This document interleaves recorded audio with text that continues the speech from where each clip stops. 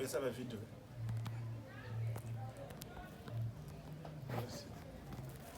Mari mukarata ari kumasini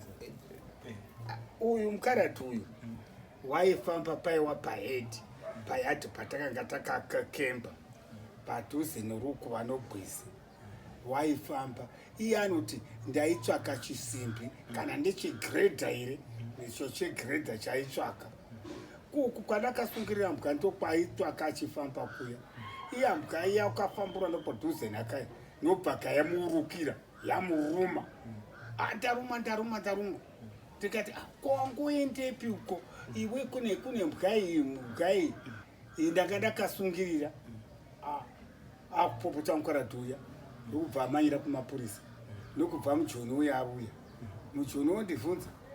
ndikati akandibvunza handa kundibvunza akasvika achishudha mbwa ashudha mbwa iya ndokutora mbwa iya nokukanda mutiraki ndokubva vaenda paya pambwa yaiuya uyu muridzi wayo wainzi jinja elo hanzi jinja elo paakaziuya kumaforoko ovona mbwa inosimanyira ichiukurira ichimanyirira akati amepo mbwa iri kupiko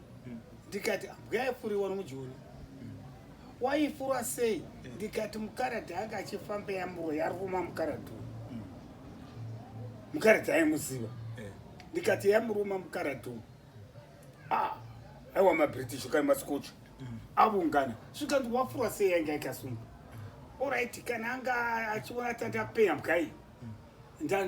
ndapeya mukaradhi yeye kana ndapeya ivo kumapurisa hatindeko kugeza tichagezi nokutora tiraki nokuenda kuya nokunoona memba ndichachi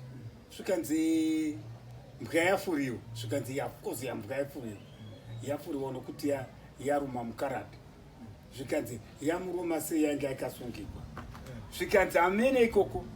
kuzvimasimbi zvaanga achitsvaka mukaradhi of course yanga yakasungirwa tasvinza kuti yanga yakasungirwa ukanzi yagofuriwa sei anga ari mhosva ndiyani ukanzi atondora kuziva kuti wanga ane mhosva iyi mbwa yanga yakasungirirwa yanga isingafamba wakunetsana paya pana namajoni aya kuti no mondibhadhara mbwa yangu nokuti mafura mbwa yangu zvisine mvumo wongo uyu mukaradhi afugwa aruma iriwo mukaradhi womubvunza kuti anga achitsvakei kwakasungirirwa mbwa uko haisi kunzvimbo kwake kati sezvine yadhi iyo mbwa yakasungirirwa uko kuiko anga achinotsvakei ikoko hapasi pahedhi pake pahedhi patogara isisi wakunetsana kuyoko wakunetsana uyu murungu jinja eloti ndoda kupewa mbwa yangu ndakaitenga mari yakawanda hamene wakanzi ndakamutengera wainzi ndakamutengera ndanga ndichida kuenda nekuamerika zvino mafura mbwa yangu mamene pavakazopedzerana nokuti sezvo vanhu vaimwa ndoro vakazouya usiku manje